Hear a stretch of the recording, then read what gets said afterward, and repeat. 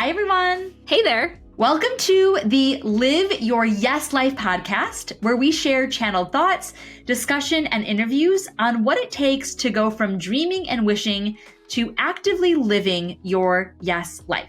I'm Lisa. And I'm Kaela. And we are the mother-daughter co-founders of Rise Leadership Circle, where our mission is to help you live your version of a yes life. So we're here to help you get off the sidelines of your life and really start claiming exactly what you want.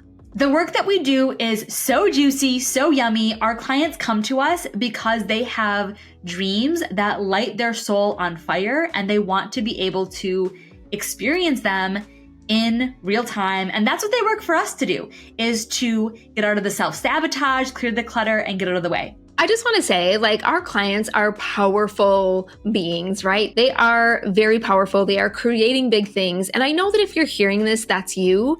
And you may feel like, how is it that I am this person over here? And when it comes to living what I want to live in my life, I keep getting stuck, or I'm dealing with self-sabotage, or all of the other things. Absolutely.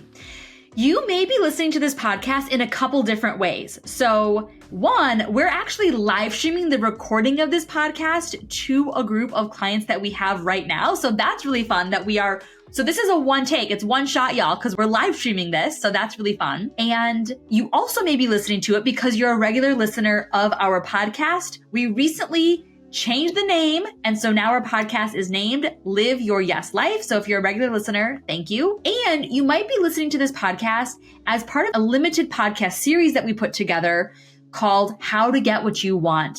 And if you are currently binging or moving through that series, then we're so glad that you're here. And we hope that you become a regular podcast listener after hanging with us through this series, or that you join us by getting access to the Yes Method, which we'll keep talking about as we go.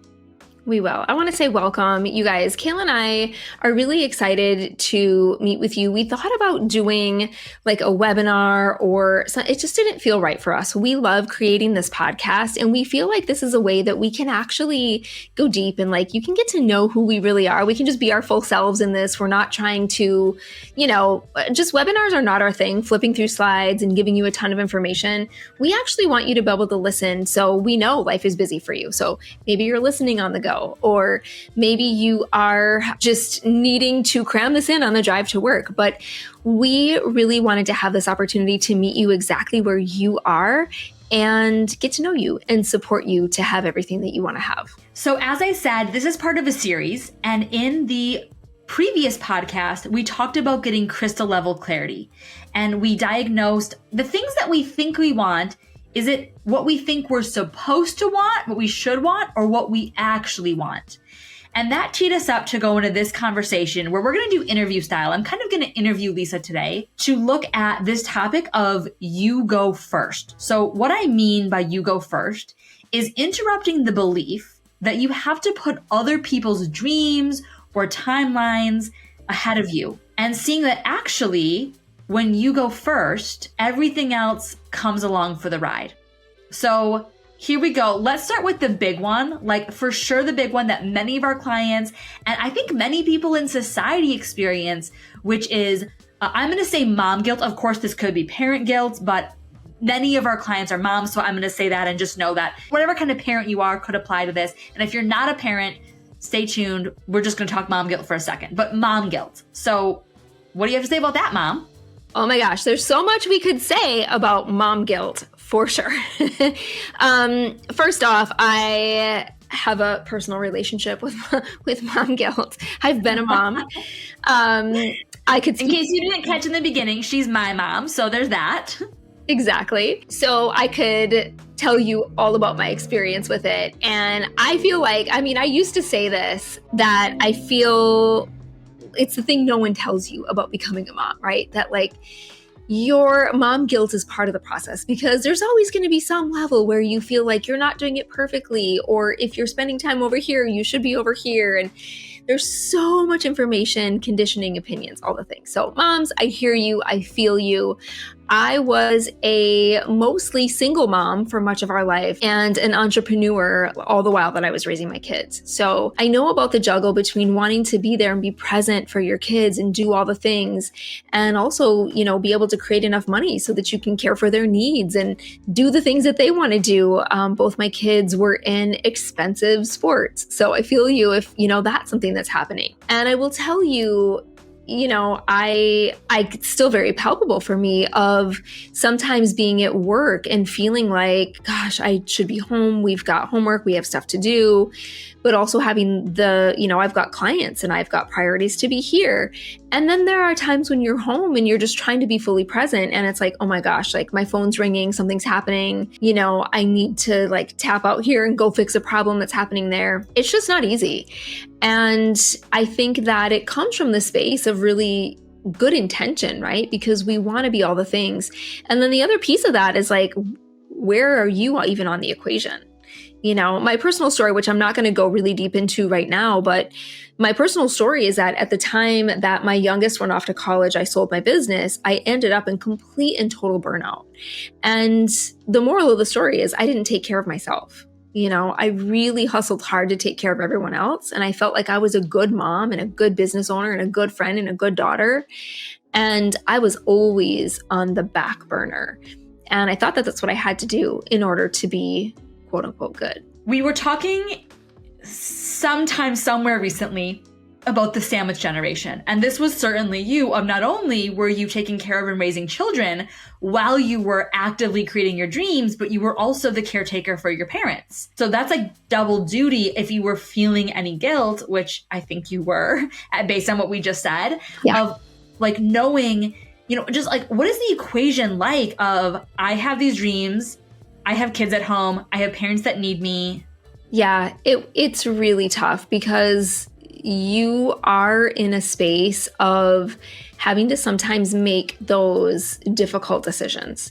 And, my mom was 4 hours away and we had such a close relationship. I loved that I could be there for her and care for her. And it was really hard. Like it would really tug on my heartstrings when I had to leave and, go back to work. And I think that I don't know. I can't exactly remember the question that you asked me, but I think it's just about being the sandwich generation, what that felt like. And it's just really hard. That's how it feels. It's like you feel like you wish you could do more for your parents. Or, I still have actually regrets about like, I wish I would have known things that I know now. And at the same time, I will say my business was at a place where I had a full management team. So I was able to actually step away more and more at the time. I could be gone for 3 and 4 days at a time and things would run very smoothly. So gratefully, I was able to build the business up to that place. But if you're there, I feel you. Okay. So that's what I want to talk about is like, and before you got to that place, when you were in the early stages of, I have this dream, I have this deep desire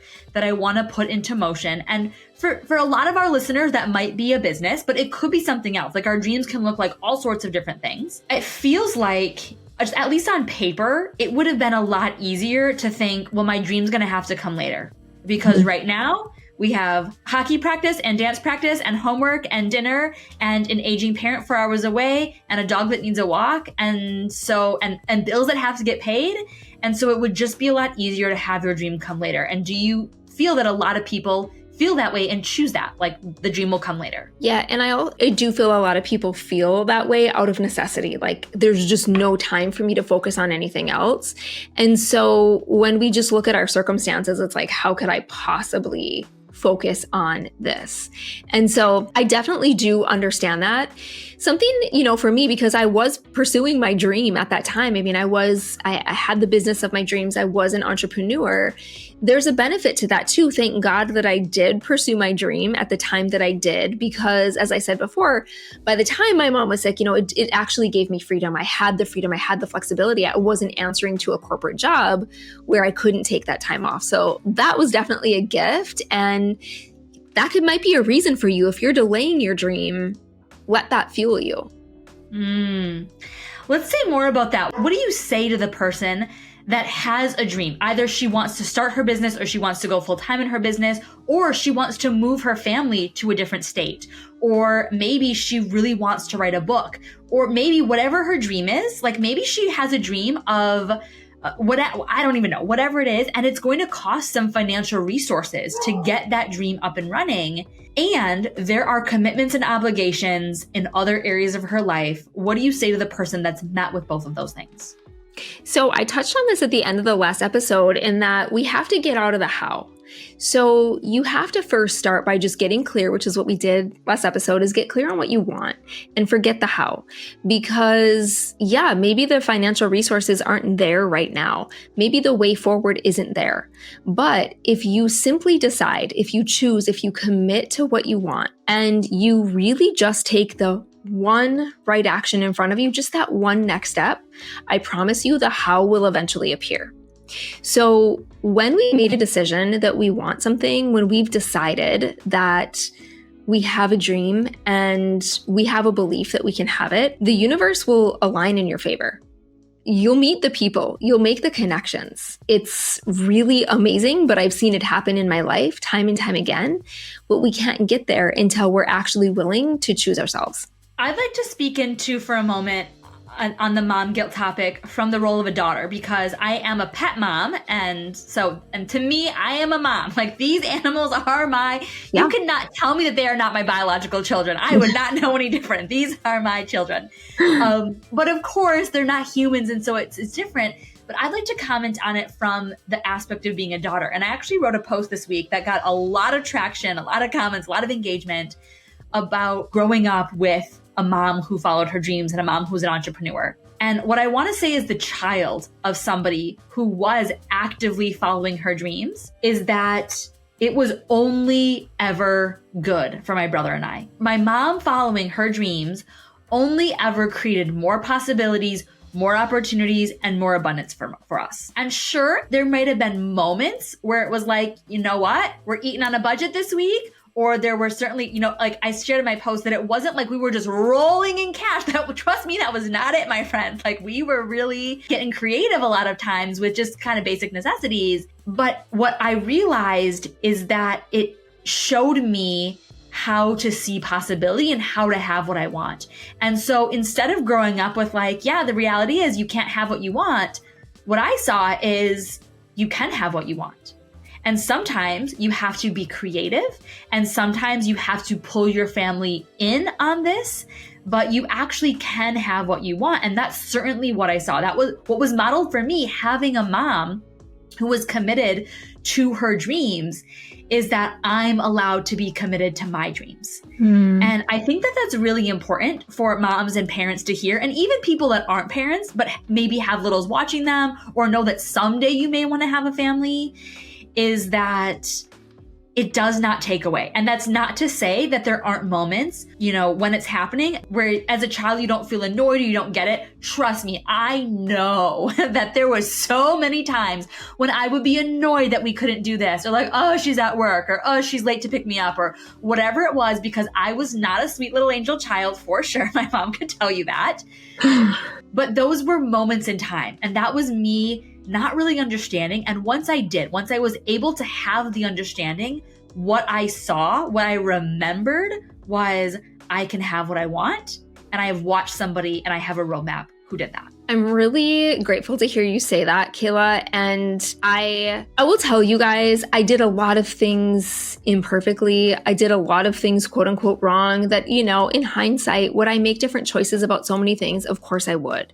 They weren't always easy years. And so I don't want to give you the impression that I did it perfectly, but I'm grateful that Kaela saw me as someone who was pursuing her dream, and permission that she could do that too. And I think, what was important to me as a mom was that giving my full presence when I was home, when I was available, making sure that we were connected and having conversations, and that they knew I was always available, even if I wasn't physically at home. I could always reach them. So really being there and being present. And at the same time, we went through challenges. We went through divorce, a lot of difficult moments, right? The things that not all families, but things that many families would face. And I want to speak into that too, just in the mom guilt perspective of, I can remember having a conversation with someone. I think this was going through divorce at one point, where I was just really in the guilt and I was feeling so heavy. And I was like, I wish I could protect my kids from having to feel this pain. Like, I just feel so guilty. And I remember that person saying to me, no, don't take that from them. Could you imagine your kids if they never had a challenge, if they never had a difficult moment to walk through?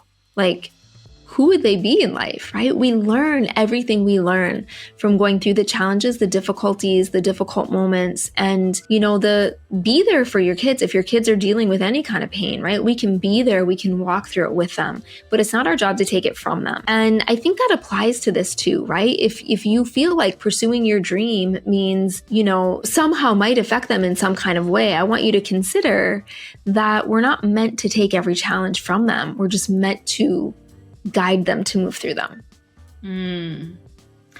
So kind of what I'm hearing as a takeaway from this conversation so far is, if you're currently in a place where you're feeling like, okay, I really need to honor my commitment over here, either to my job or my partner or my family or my kids, or the commitment to your bank account or the commitment to your current financial arrangement, like whatever that is. And so you feel like, I need to put my dream on the back burner. I need to wait and delay my dream. The invitation is to see that actually you don't, but you have to be willing to choose that you and your dream can be a priority and an important part of the equation.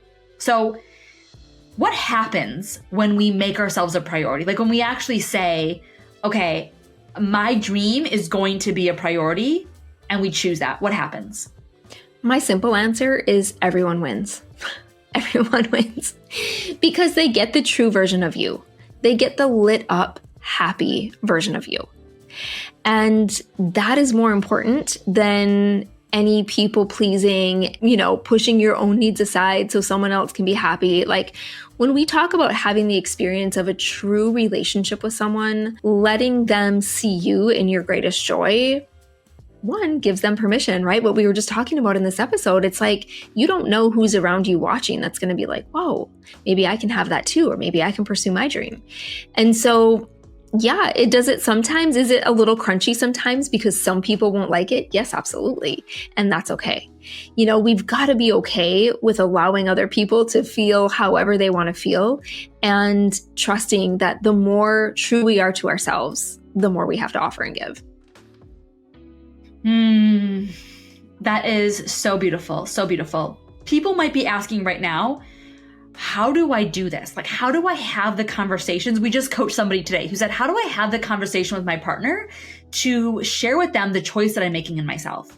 So that might be the next question that people have of like, so how do I, kind of train, for lack of a better word, my family on thinking, oh, mom will take the leftovers, or I'll always take the scraps. Or maybe it's not that you have children, but just the other people in your life, that your friends, maybe you've trained your friends on, I'll always be there for you. I'm super dependable. Anything you need, I'll drop it day and night. I'll be there for you. My dreams can come last. My dreams, I take the crumbs, the leftovers.